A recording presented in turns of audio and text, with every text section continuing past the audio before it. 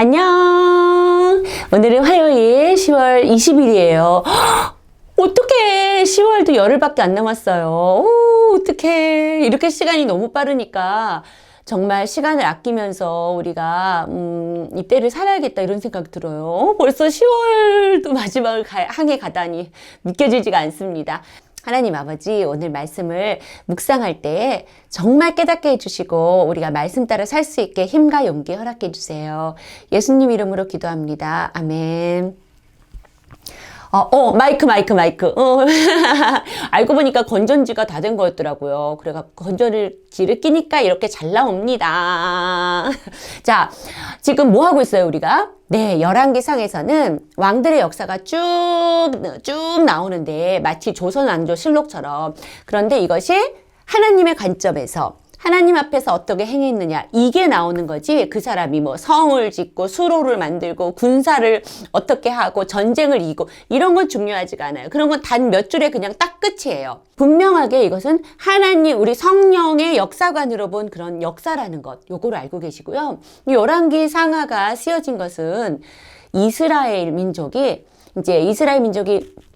통일 왕국이었다 분열 왕국을 해서 남유다는 350년, 그다음 북이스라엘은 200년 정도 이렇게 이어가잖아요. 그리고서는 망해서 끌려가요. 이 남유다는 바벨론으로 끌려가고 그 전에 북이스라엘은 아시리아로 끌려가고 아시리아로 끌려간 그 북이스라엘은 그쪽 민족들하고 혼합이 돼서 거의 없어져요. 그리고 남유다 사람들 바벨론으로 끌려간 사람들이 이제 명맥을 유지하는데 그 바벨론으로 끌려간 그 시기에 쓰여진 책이에요. 그러니까 어떻겠어?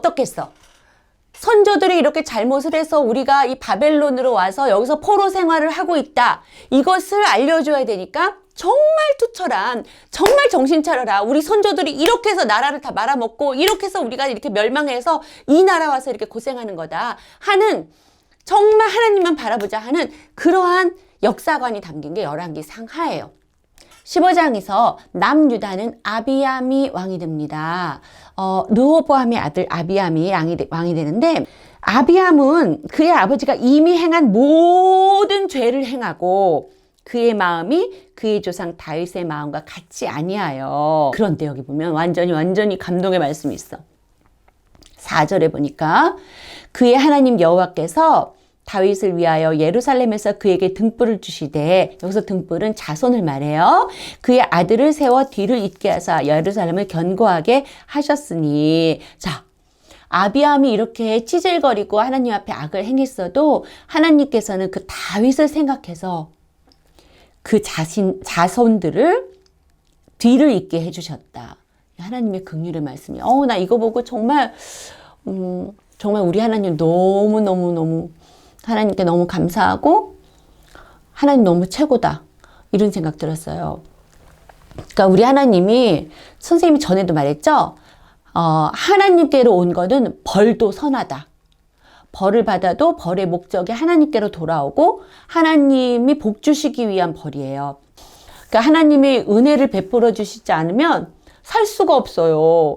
여러분, 진짜 우리가 이렇게 우리나라 대한민국이 잘나가지고 우리가 예수님 잘 믿고 너무 잘해갖고 하나님께서 우리 민족을 이렇게 보호해 주시고 하는 거 아니에요. 진짜 하나님 은혜예요. 은혜라는 건 한 일도 없이 그냥 받는 게 은혜거든요. 그리고 여러분은, 저를 예를 들게요.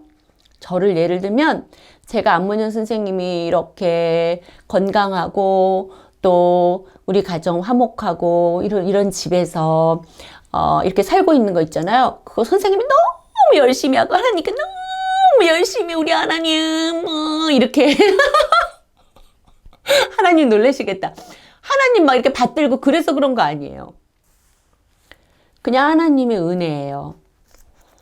그러니까 지옥을 생각해 봤는데, 지옥이 뭐 뜨거운 불이 있고 구더기도 안 죽는 그런 불이 있고 막 영원히 징벌받으면서 살고 있고, 그게 무섭죠. 물론 그게 무서워요. 그렇지만 하나님의 은혜가 없는 곳이 지옥이에요. 지옥엔 하나님 은혜가 없어가지고요, 그냥 벌만 받는 데예요. 그래서 더 무서운 거거든요. 자, 아비암은 이렇게 해서 죽고 그 아들 아사가 왕이 되거든요. 그 어머니가 마아가인데, 마아가라는 사람이었는데 혐오스러운 아세라상을 만들고 이렇게 우상숭배를 했어요. 자기의 어머니인 그 마아가의 태후의 위를 패했어요. 더 이상 왕의 어머니의 그 직위에 못 있게 이렇게 패하고 우상을 찍어서 기드론 시냇가에 불살랐고 산당을 없애지 못했어요. 그리고 일평생 하나님 앞에서 그 마음이 온전하였어요. 마지막에 또 실수를 하게 돼요. 이스라엘 왕이 당시에는 바하사 왕이었어요. 그래서 바하사가 유다를 치러 올라와서 라마를 건축했어요. 자, 라마라는 곳은 예루살렘 북쪽에 한 6km 정도 떨어진 곳에 있대요. 그래서 북쪽에 있기 때문에 북이스라엘에서 이렇게 남유대로 넘어올 수 있는 그런 곳이었기 때문에 아주 가까운 그곳에다가 라마에다 건축하고 거기다 기지를 있는 거예요. 기지를 만드는 거예요. 그렇게 하면 얼마나 두려워요. 금방 남유대로 쳐들어올 수 있고 북이스라엘 입장에서는 남유다로 가지 못하게 이렇게 정말로 막아놓는 거죠. 그래가지고 위협을 느낀 아사가 어떻게 해야 돼요? 아유, 우리 5, 6학년 우리 소년부 어린이도 아는 답을 아사가 몰랐어요. 하나님께 기도해야 되죠. 아사는 그렇게 하지 않고요. 아람 왕의 벤하닷에게 도움을 요청해요. 이게 이거 참 어떻게 보면 이스라엘이 같은 민족이잖아요. 그런데 외국을 끌어들여서 우리 민족을 쳐달라고 이렇게 요청을 하는 거죠. 그래서 이 벤하닷이 그 말을 듣고 이스라엘을 지역을 쳐요. 그래서 바하사가 라마 건축하는 일을 중단하고 다시 올라가요. 자, 봐봐요. 아사가 원래 아사 유대 임금이 원했던 일은 뭐예요?